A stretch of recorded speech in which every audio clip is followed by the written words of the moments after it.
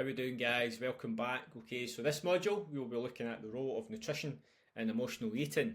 So in this module we will be looking and exploring the relationship between nutrition and emotional eating. We'll be providing different strategies here in terms of how to harness the power of nutrition to manage emotional eating effectively. We also will be looking at certain foods that can provoke emotional responses while others can actually stabilise your mood. You will learn how the balance of macronutrients can impact your moods and energy, and often underestimated role of hydration there as well. And these all play a huge role on your eating habits. We will be looking at nutrient dense foods that not only nourish your body but can have a significant impact to emotional well-being. And we'll be going over different practical tips in terms of meal planning and preparation to help you apply these nutritional strategies in your daily life. So let's dive in. Okay, so the food that we eat directly can affect our brain chemistry. And like sugars and refined carbs can cause a sudden spike in blood sugar, providing this instant energy boost and a feel-good dopamine rush.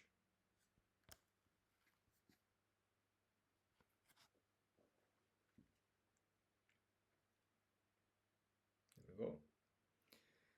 However, this spike followed by a crash that leaves us feeling low, drained, and often more emotional than before.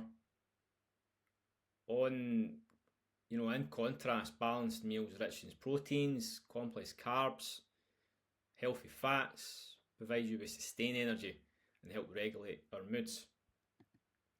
And just to go into further detail with that, if we are eating foods that's high in fibre, think about fibre as a bit of a blood glucose controller.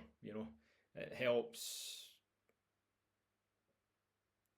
stabilise or prevent this sudden spike in insulin being released. And that's your friend, so that's obviously why they say eat your vegetables. So bear that in mind. And understanding the science behind these certain responses is the first step in reshaping our relationship with food. So just think about if you're going to be eating something high in sugar, think about what it's going to do to you. Have a think about that, what it's actually doing in terms of physically to your body. If you can start getting in that mindset, you will start to make healthier food choices. So recognising the impact of our dietary choices on our emotions are pivotal.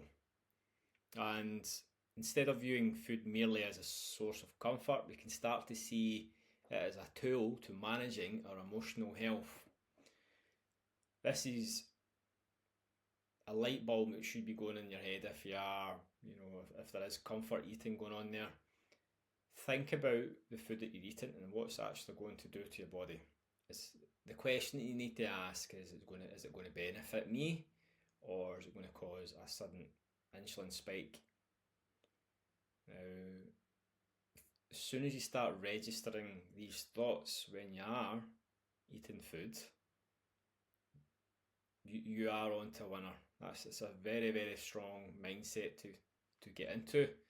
And if you start doing that more often, alongside other tools and strategies that we've been going over, this will really help you to just understand what's actually doing to your body. I think because of this lack of knowledge, and we're more based on taste, and that's fine. But if we don't think about what it's doing to our body, you're more likely to make unhealthy food choices. Sorry, I went off on a bit of a rant there, but it's really important that you write that down and take note of that. So, task would be to think about the food. Say, for example, on an apple here, it's on the screen. How is this going to benefit your body? Obviously, you've got fibre, you've got vitamins and minerals, you've got even a little bit of hydration there as well. Fruit has water content, You know, compare that to a Mars bar. What's that going to do for you? Is there any fibre in it? Is there any vitamins or minerals in it? This is called what's that may contain empty calories. You know, so have a think about that. And you know, as we do move forward, certainly encourage you to consider how your food's having an impact on your emotions. And has there been any instances where you've noticed a direct connection between what you ate and what you felt afterwards? That's a great question to be asking yourself. Like, did you feel, was there a short burst in energy? Then did you feel a bit fatigued, a bit shaky after it? Think about these things. You know, noticing these patterns is another tool. It's another tool that you can start implementing. So write that down as well. So don't rush, take your time, observe and learn from your body's responses. Remember, the journey to mindful eating is all about growth and understanding. Okay, really, really important to take away from this is a massive tool and strategies to use. I use it on a daily basis. We'll go into other tips and hints, but you know, for example, if I'm hungry, I never go food shopping when I'm hungry. You'll be more inclined to look at fast snacks, etc. And just think about what you're about to buy. Is it going to benefit you? You know, you can still get food that tastes good, that benefits you, versus empty calories, quick fixes. It's not going to benefit you. Okay, hopefully that's helpful. So we're going to be moving on to the next chapter, which will be balancing macronutrients for optimal mood and energy.